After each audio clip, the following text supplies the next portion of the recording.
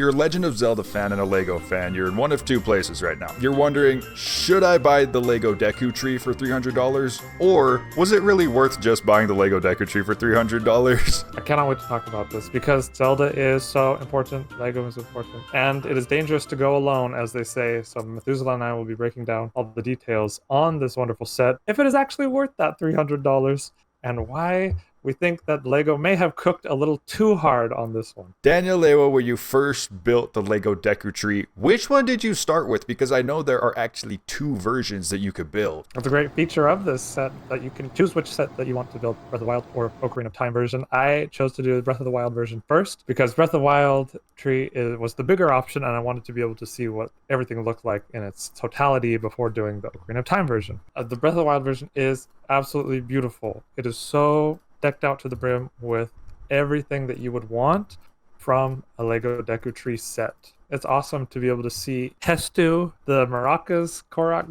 guy, all the actual little Korok guys spread throughout. Every single mushroom and plant and flower almost is a named one from the games. The designer clearly had just so much care and love for the properties that he just didn't want to leave anything out. I just want to address this really quickly. I know one of your least favorite things about Lego has been Lego trees. So I wanted to know how the actual tree build, the main section of it, actually felt build experience-wise. And this was something I was actually very worried about.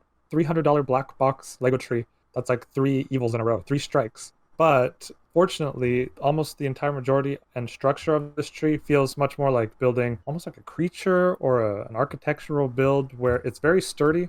It's not flimsy. It comes together really well. The techniques are amazing. And the Breath of the Wild one in particular has some really cool techniques to get the beard, the moving mouth, everything. I will say, though, the annoying part is when you have to do that pink branch thing 12 times. You mentioned the moving mouth, the moving face of the Deku tree. Were there any other features in there that stood out to you besides the Easter eggs? That's the only play feature, if we're gonna call things play features on 18 plus set. The moving mouth.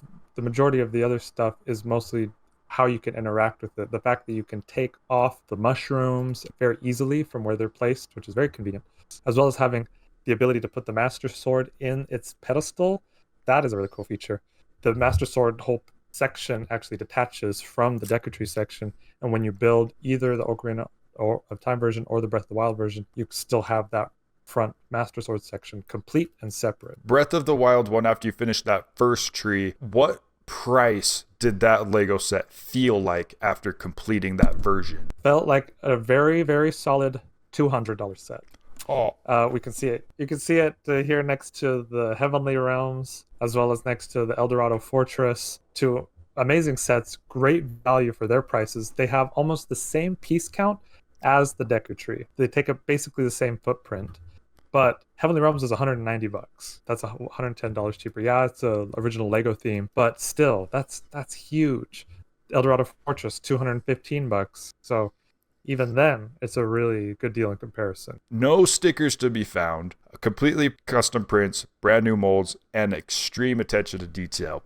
But I also want to know, did that attention to detail also translate to the Ocarina of Time version of the Deku Tree? If anything, this version is a little more detailed than the version you see in the N64 game with the kind of the low poly model. The Ocarina of Time version takes up a smaller piece count than the Breath of the Wild version. You can see all these kind of leftover pieces and these extra bags for the Ocarina of Time version that you don't use in the Breath of the Wild version, as well as pieces used in the Breath of the Wild version and not the Ocarina of Time version. In that way, it feels a little smaller, but it's taller. It has, I think, a little more presence. And you can see here on the shelf behind me, it's an amazing display piece. And I think it just looks awesome. In some ways, it looks even cooler and more iconic than the Breath of the Wild one on display.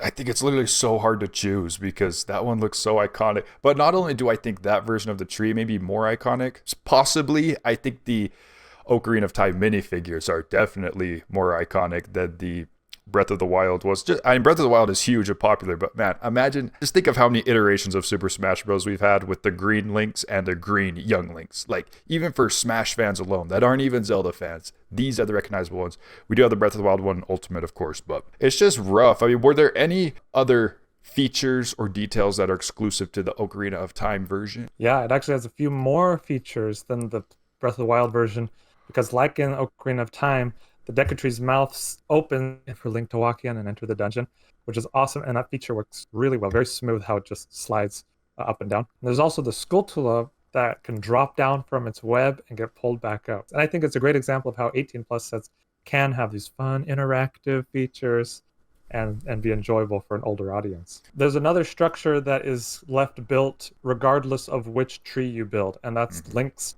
treehouse from Ocarina of Time, which is a very, very simple thing in the game, but they make it into a very cute, beautiful little build that honestly was a lot more detailed than I thought it was going to be. There's tons of details inside and Easter eggs, including hookshot, bombs, and of course Navi, who has 3 different modes, just like in the game, that you can swap in and out on it. Like, that's crazy detail. Let's talk about the figures, because let's be honest, for most people, that is what they're coming to this set for. Because these 4 minifigures are 4 of the most beautiful figs LEGO may have ever done. Like I mentioned earlier with the tri-molding, you have side leg printing on one of them, you have just beautiful metallic textures on Zelda. It's actually insane. The new molds for the hair. Yeah, the minifigures actually look crazy. I mean, I think it's a bold claim. These are the best minifigures Lego's ever done.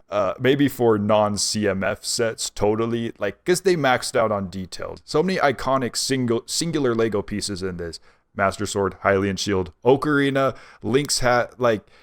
even Zelda's hair. It's just too much, bro. Like, before we get into, you know, the hugest problem facing this set, I just want to ask you, what version did you prefer? I know it's early, between the Breath of the Wild and Ocarina of Time versions. Even though I love the Breath of the Wild version, I think I like the Ocarina version more. Even though it's a little more simple, it has a really cool monolithic presence to it that I think the Breath of the Wild one doesn't have as much of. I don't know, something about it. Plus the extra play features do add quite a bit. Let us know, do you prefer the Breath of the Wild or Ocarina of Time versions? Or is it just equal? So, to the thick of it. Why is this a $300 set? There are a couple reasons why I think this is the case. They did not spare any expense here to put everything as a print and to have the figures be as detailed as possible. Like, wherever there was an option to go bigger and to go better, they went that extra mile. And that's something that I've rarely seen in a Lego set, where at every opportunity, the graphic designers, the Lego designers, they chose to put in the extra effort to make it feel like a premium product. Like I said, you know, they may have cooked too hard, and by having this product try to appeal to multiple generations of Zelda fans, by trying to have multiple different ways of building things, by having tons of unused pieces either way you build it, it may have been a little misguided to try to do everything and please everybody with one single set.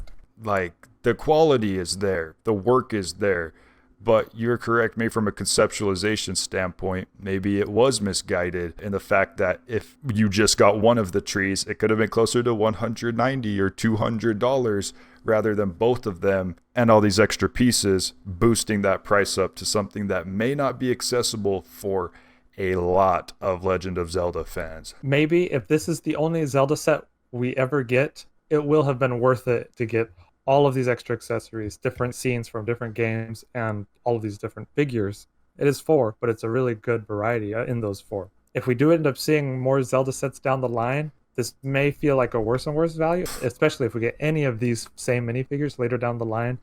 Oh, that's going to be a little bit tougher of a pill to swallow. Like, if you can wait for any sort of discount on this, I will not be surprised at all if it goes on discount, because they might have a very hard time moving product if it stays at this price. So get it on sale. Use VIP points if you have to. As a Lego set, it could be 11 out of 10.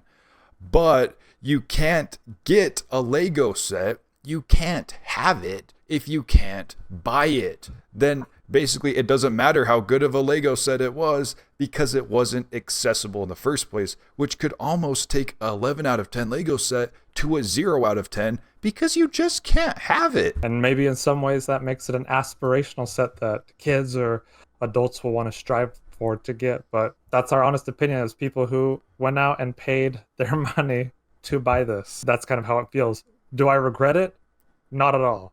Like, I'm going to treasure this set forever. It may be very hard for a lot of people, but at the same time, it can feel priceless in a way. At the end of the day, they charge how much they know they can get away with. The X-Men jet for $80+, I bought it. Was the value there? Probably not. Did I thoroughly enjoy it? Yes. Would I get rid of it? No. Would I take back my purchase? Actually not. So if you are a Legend of Zelda fan, you're going to still feel value out of this set, regardless. Should LEGO be charging less?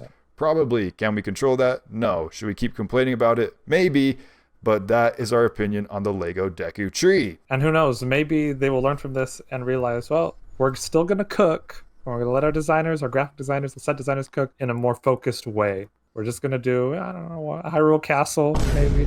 And we're going to cook hard, but have it to be a little more focused. If you could please let us know, do you think they cook too hard, the perfect amount, or too little? Specifically, if you're a fan of Legend of Zelda, I would really want to know your opinion on how you feel about this, because this is crazy and groundbreaking. If you told Daniel Lewa as a kid that a LEGO Legend of Zelda LEGO set was coming out, he would have never believed it. A Nintendo LEGO collab, but you know it is not inaccessible, is becoming a member on our channel, like the lovely Richie Rage, I'm Lidme, Dr. Dan PhD, Oliver J. the Ginger Lender, Uncle Norman, Uncle Michael, MC Goat, Cesar, as well as Mary Kay. Wow, thank you so much for being channel members and making this Deku Tree video possible. I had to wear the Deku shirt. We are the real fans, but we're not gatekeeping whatsoever. Make sure to put a thumbs up on this video so YouTube algorithm knows you actually enjoyed it. And make sure to say thank you, Daniel Lewa, in the comments below for the amazing Deku Tree review. And if you made it this far in the video, put pseudo Wudo in the comments and you'll be recognized as a real one.